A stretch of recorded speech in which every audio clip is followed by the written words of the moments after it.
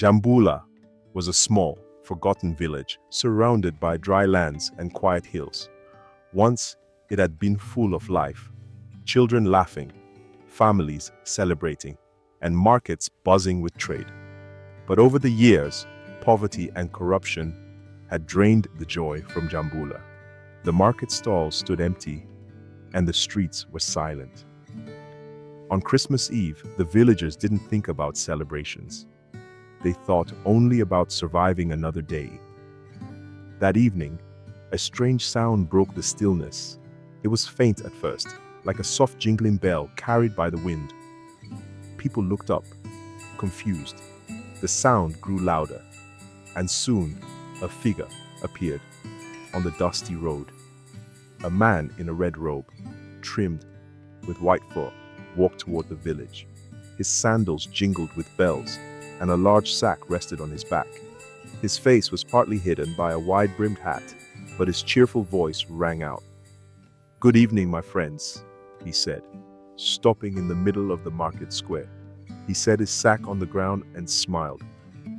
"Tell me, who here still believes in Christmas?" The villagers stared at him in silence. Christmas had disappeared from Jambula long ago. They had no money for gifts, no food for feasts, and no energy to celebrate. The man's question felt almost like a joke. Finally, a small boy named Musa stepped forward. He was thin and barefoot, his clothes torn and dusty. Despite his hardships, his eyes shone with curiosity. "Christmas doesn't come to Jambula," Musa said softly. The man knelt in front of the boy, his warm smile never fading. "What's your name?" he asked. "Musa," the boy replied. "Well, Musa," the man said, reaching into his sack and pulling out a small wooden toy car. "This year, Christmas has come for you." Musa's eyes widened with delight as he held the toy. It was simple, yet to him, it felt magical. Slowly, the villagers began to gather around the man, curious about his gifts. He handed out bread to hungry mothers, oranges to elderly men and women, and small toys to children. For the first time in years, laughter filled the square. "Who are you?" someone finally asked. The man stood, tipping his red hat with a grin. "I'm Kofi Claus. Santa Claus was busy, so I decided to come instead." The villagers laughed, though they didn't fully believe him. Still, the joy he brought was real, and they couldn't help but smile. But not everyone in Jambula was happy. In the shadows, three powerful men watched the scene with anger. Chief Badu, Minister Obeng, and Kojo the merchant had spent years controlling the village through fear and greed. They grew rich while the people stayed poor. "This man is dangerous," Badu muttered, his eyes narrowing. "If he keeps spreading hope, the people will start to question us." "We need to stop him," Obeng agreed. Behind the red robe and cheerful smile was a man with a broken heart. Kofi Claus was not a magical figure, but a man named Kofi Atta, who had once known love, loss, and pain.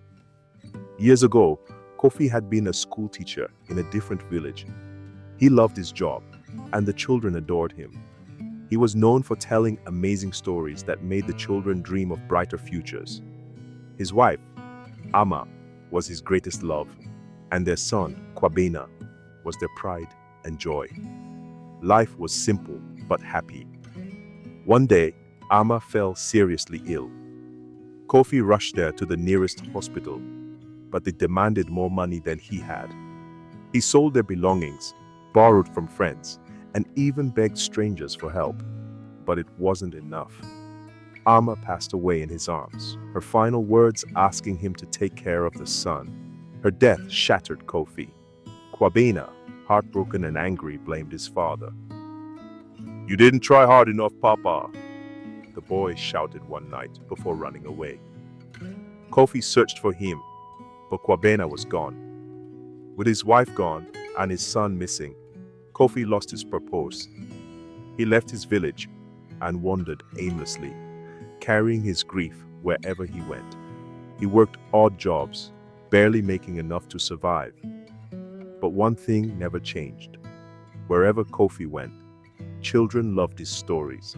Their laughter became the only light in his dark world. One night, in the village of Jambula, Kofi overheard a group of children talking.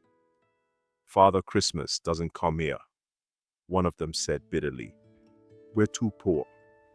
The words stayed with him. That night, Kofi made a decision.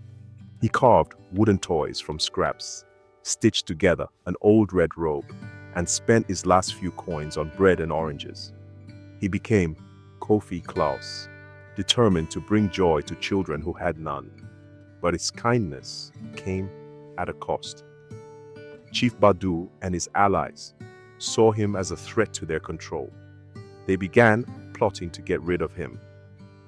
A few days after his visit to Jambula, Kofi packed his sack and prepared to travel to another village.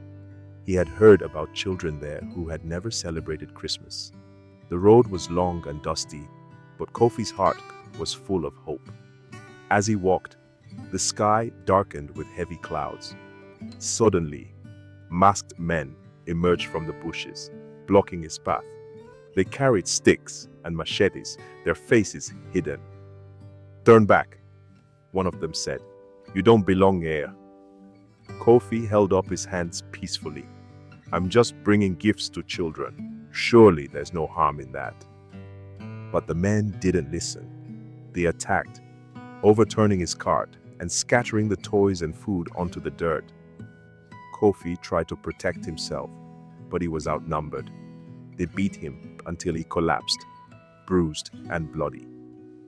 Villagers found Kofi hours later and carried him back to Jambula. When word of the attack spread, the people were furious. "This is what they do to a man who brings us hope?" A woman shouted. Afia Mensah, a young journalist who had been documenting Kofi's story, shared the news online. The video of his beaten body and scattered gifts went viral. Donations and messages of support poured in from across the country. Instead of silencing Kofi, the attack made him a symbol of hope. From his bed, Kofi whispered, "They can break my body, but they can't break the spirit of Christmas." As Kofi lay in bed, recovering, something unexpected began to happen. His story spread far beyond Jambula. People from neighboring villages, towns, and even cities heard about the man in the red robe who dared to bring hope to the forgotten. Donations of food, toys, and clothes poured in. Volunteers arrived in Jambula, ready to help. Afia Mensah, the young journalist, became Kofi's voice. She filmed his recovery, showing how, even in pain, he smiled at the children who came to visit him. She told the world his story, not just the man in red, but the man who had lost everything and still chose kindness. "Why do you do it?" Afia asked him one day as she filmed. Kofi looked at her, his eyes tired but full of determination. "Because I know what it feels like to have nothing. No child should grow up thinking joy is only for the rich." His words touched millions. Children across the country began drawing pictures of Kofi Claus. Families in faraway cities sent letters of support. His name became a symbol of kindness and resilience.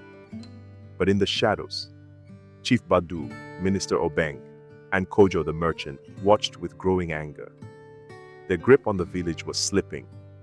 The people, inspired by Kofi, were beginning to speak out against the corruption that had kept them poor for so long. "We must act now," Kojo hissed. "If we don't, he'll turn the people against us completely." Badu nodded. "We'll strike where it hurts the most.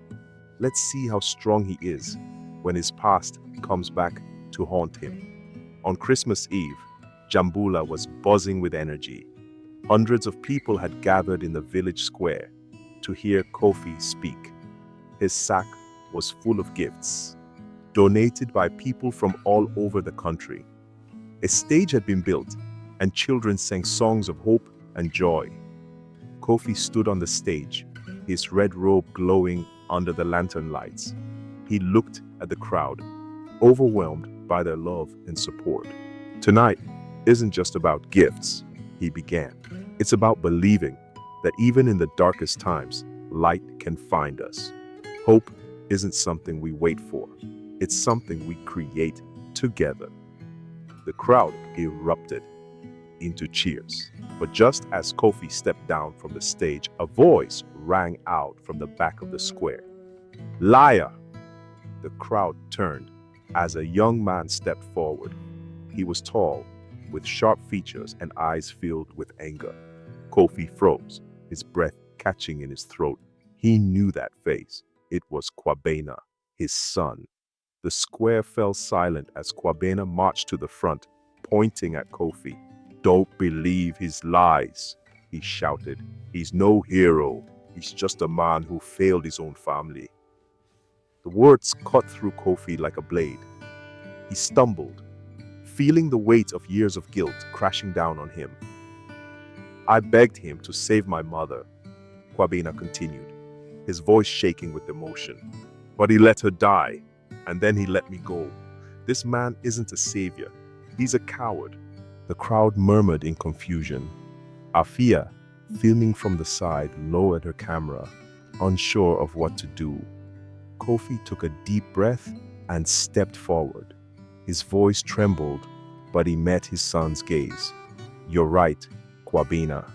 I failed you. I failed your mother, and I've carried that pain every day since." The crowd was silent, hanging on every word. "But I didn't stop because I gave up," Kofi continued. "I kept going because I didn't want anyone else to feel the pain we felt. I couldn't save your mother, and I couldn't fix what I broke between us. But if I can bring joy to even one child, then maybe I can start to make it right." Tears filled Kwabena's eyes, but he didn't move. The crowd, once confused, began to clap. Slowly, the applause grew louder until the square was filled with cheers.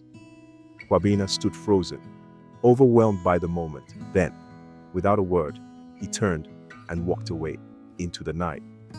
The days after Christmas were quiet for Kofi. Though the village continued to celebrate, he felt the weight of his encounter with Kwabena. He couldn't shake the image of his son's face, full of pain and anger.